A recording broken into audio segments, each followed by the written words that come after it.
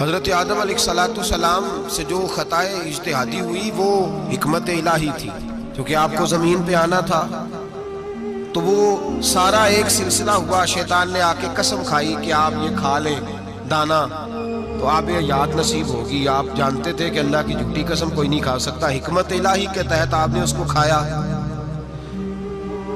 مشکاہ شریف میں موجود ہے، حضرت موسیٰ علیہ السلام نے ایک دن کہا حضرت آدم سے کہ نہ آپ وہ گندم کا دانہ نہ پھل آپ کھاتے درخت کا، اور نہ یہ سارے معاملات ہوتے، تو حضرت آدم نے کہا بھئی یہ تو اللہ کی حکمت تھی، دنیا کیسے آباد ہوتی ہے اگر میں یہ کام نہ کرتا، اور رب نے مجھے بنایا ہی دنیا کے لیے تھا۔ جب بنانا چاہا تو فرمایا وَإِذْ قَالَ رَبُّكَ لِلْمَلَائِكَةِ إِنِّي جَاعِلٌ فِي الْأَرْضِ خَلِيفَةً، میں اسے زمین کے لیے بنانے لگا ہوں۔ فرمایا مجھے تو حکمت پتا تھا، اس بات کا پتا تھا، لیکن بظاہر حضرت آدم علیہ السلام سے بھی خطا ہوئی، اجتہادی خطا جناب آدم سے بھی ہوئی، ان سے بھی خطا ہوئی، اور غلطی شیطان نے بھی کی۔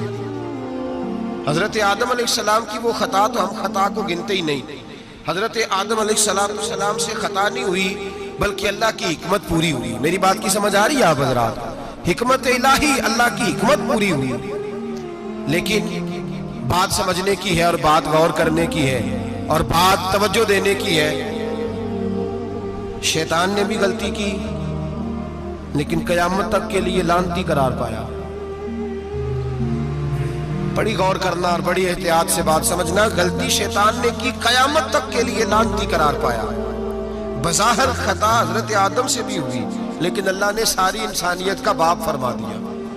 رب کریم نے نبی بنا لیا، اولی العزم پیغمبر بنایا اللہ کریم نے۔ بظاہر تو حضرت آدم علیہ السلام سے بھی خطا ہوئی، لیکن میرے بھائی جو بات سمجھنے کی اور غور کرنے کی ہے، فرق کیا ہے؟ ادھر لعنت پڑ گئی، ادھر درجہ مل گیا۔ فرق اتنا ہے کہ شیطان نے خطا کی تو اللہ نے فرمایا تو بھول گیا ہے، تو کہنے لگا ابا واستکبر وکان من الکافرین، انکار کرنے لگا، اکڑنے لگا، ڈٹنے لگا خطا کر کے، انا خیر منہ، میں اسے بہتر ہوں، یہ لفظ کہنے لگا۔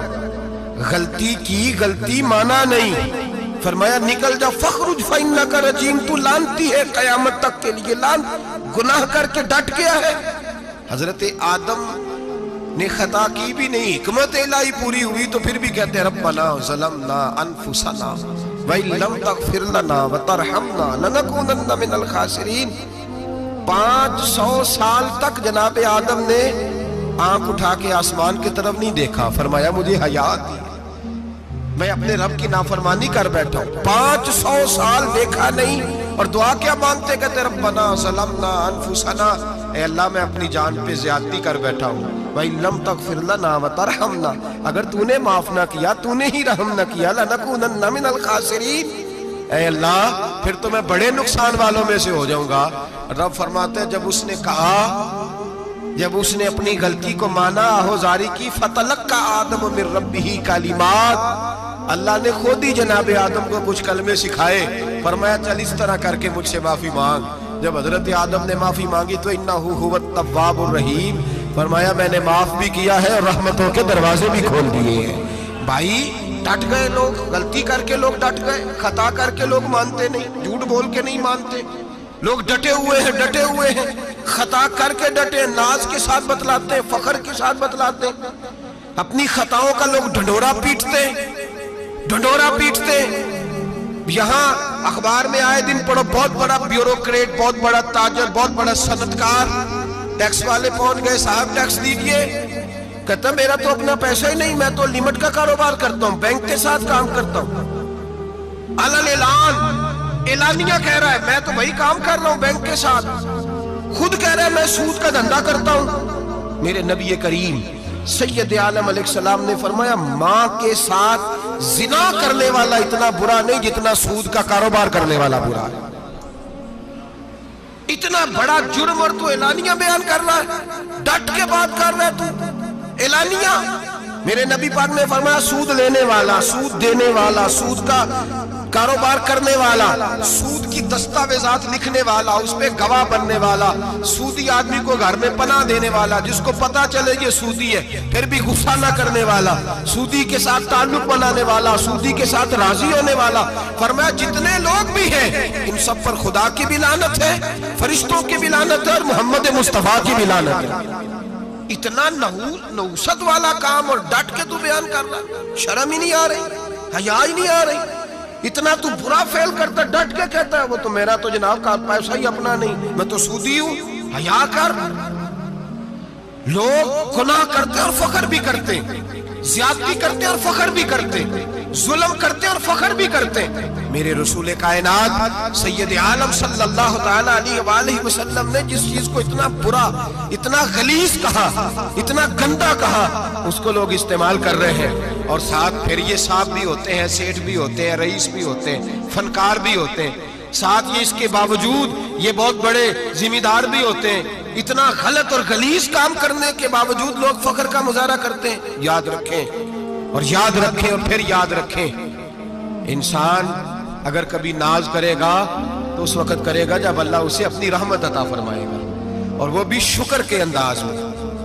لوگ خطا کر رہے ہیں اور فخر بھی کر رہے ہیں، خطا کر رہے ہیں اور فخر بھی کر رہے ہیں. میرے نبی رحمت سید عالم صلی اللہ علیہ وسلم نے فرمایا ابن آدم کے ہر بیٹے سے غلطی ہو جاتی ہے، لیکن ایک گناہگار بڑا ہی اچھا ہے. یا رسول اللہ گناہگار بھی ہے اور اچھا بھی ہے؟ فرمایا ہاں وہ گناہگار بڑا اچھا ہے، غلطی ہو گئی تو پھر ڈر گیا، پھر رونے لگا، پھر اللہ کی بارگاہ میں آہوزاری کرنے لگا، پھر شرمندہ ہونے لگا. فرمایا رب کریم بھی اس کے گناہ کو فوراً ہی معاف فرما دیتا ہے.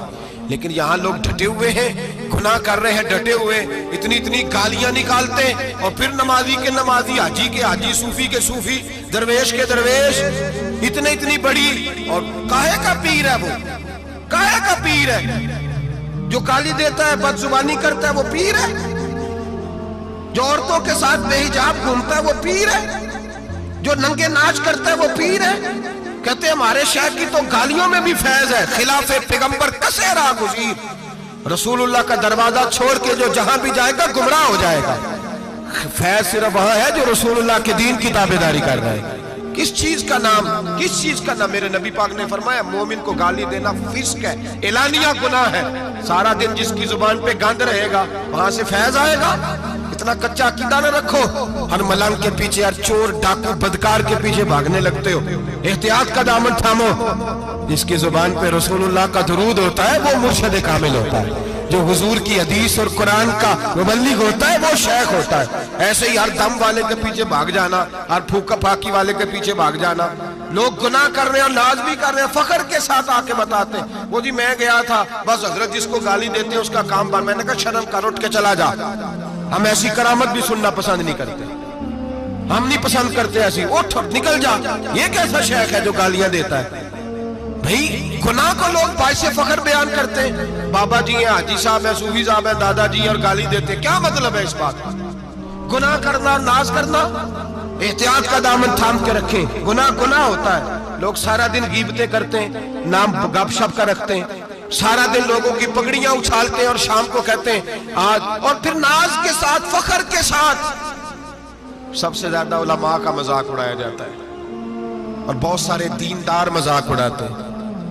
پرہیزگار، ہمارے یہاں تربیت دی جاتی ہے کہ دوسرے کو برا کہنا ہے، ٹریننگ دی جاتی ہے کہ دوسرے کو غلط کہنا ہے، گالی دی جاتی ہے، علماء کے بارے میں سخت رویے رکھے جاتے ہیں، لوگ مذاق کرتے ہیں.